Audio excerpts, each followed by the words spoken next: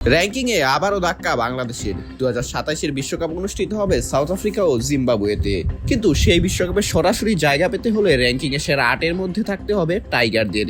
কিন্তু এরই মধ্যে ওয়ানডে ক্রিকেটে আবারও হতাশাজনক এক খবর পেল বাংলাদেশ দল।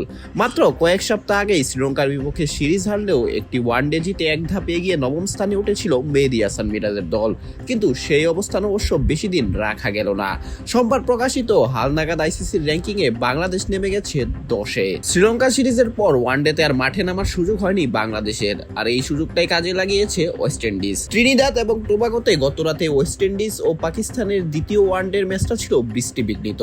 ডার্কওয়াথ লুইস অ্যান্ড স্টার্ন মেথডে ডিএলএসএ পাকিস্তানের বিপক্ষে গতকাল রস্টন চেইজের দুর্দান্ত চেইজে ম্যাচ জিতে সিরিজে 1-1 সমতা আনে সামির দল।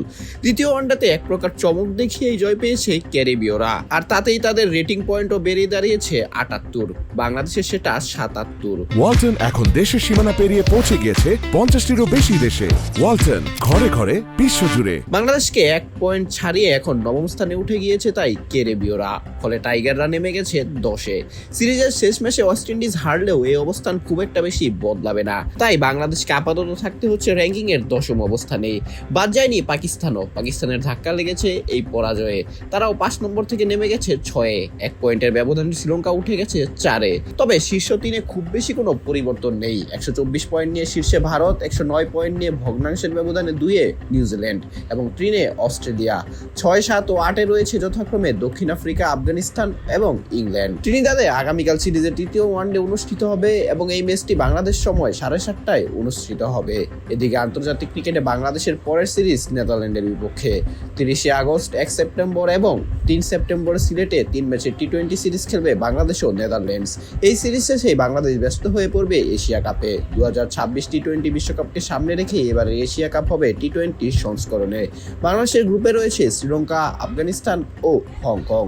টি-20তেও বাংলাদেশের অবস্থান একই, সেই 10 নম্বরে। তবে একটা বিষয় খুবই গুরুত্বপূর্ণ, 2026-এর পরেই 2027 সালের ওয়ানডে বিশ্বকাপ, এবং সেই বিশ্বকাপটা অনুষ্ঠিত হবে দক্ষিণ আফ্রিকা ও জিম্বাবুয়েতে। সেখানে সরাসরি জায়গা পাওয়ার জন্য সেরা 8-এ বাংলাদেশকে যেভাবে হোক থাকতেই হবে। এই র্যাঙ্কিংয়ে অবনতি বাংলাদেশের জন্য মোটামুটি একটা সতর্ক বার্তাই। অবস্থান ধরে রাখতে হলে আগামী সিরিজগুলোতে ধারাবাহিক পারফরমেন্স করার হয়তো বিকল্পই নেই। Gomez, BD archive sports.